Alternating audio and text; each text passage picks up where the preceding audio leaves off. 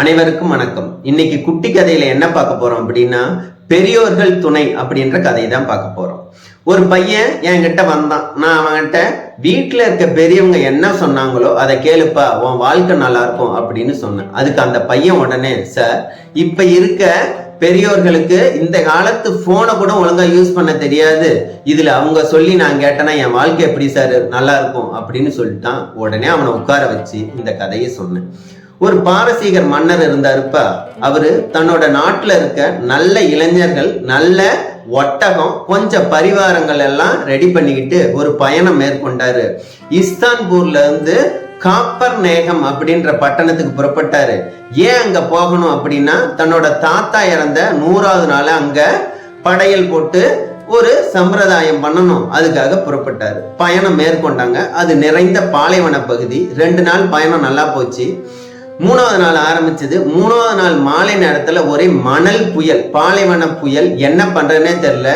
தண்ணி இருந்த ஒட்டகம் ஓடி போச்சு. உணவு மட்டும்தான் இவர்கிட்ட இருக்கு. 4-5 இளைஞர்கள் மட்டும்தான் கூட இருக்காங்க. ஒரே தண்ணி தாகம். என்ன பண்றதுன்னு தெரியல. இவர்கிட்ட அந்த 4-5 இளைஞர்கள்கிட்ட தண்ணி வேணும், என்ன பண்ணன்னு கேட்டாரு. கேட்ட உடனே ஒரே ஒரு இளைஞன் மட்டும், இங்க இருந்து தென்கிழக்கு பகுதியில போனா நமக்கு தண்ணி கிடைச்சிரும் அப்படின்னு சொன்னான். வேற வழி இல்லை, சரி வா போலாம் அப்படின்னு சொல்லி மன்னர் அந்த 4-5 இளைஞர்கள்லாம் போனாங்க. 2 மைல் தூரத்திலேயே தண்ணி கிடைச்சிருச்சு. இவருக்கு ஒரே ஆச்சரியம்.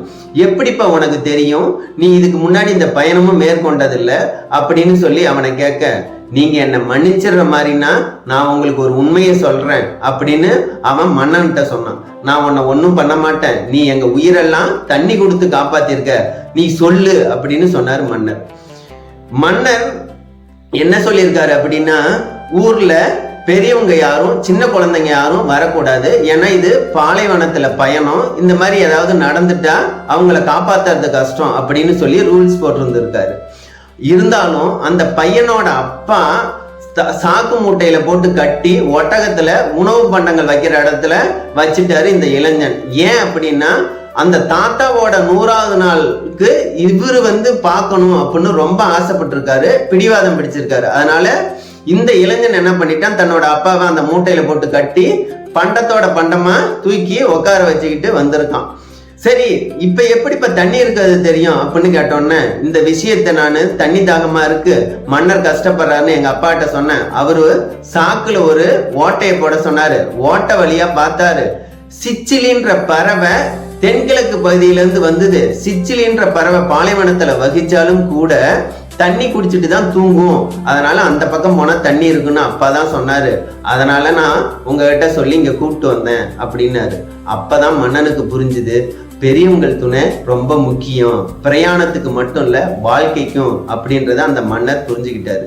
இதை இந்த பையன்கிட்ட சொன்னேன். அதுக்கு அந்த பையன் சொன்னான், சார், ஆல்ரெடி ஒரு பெரியவர் வீட்டுல இருந்த ஒரு பெரியவர் சொல்லிதான் நானு இப்ப ரொம்ப கஷ்டப்படுறேன் அப்படின்னாரு.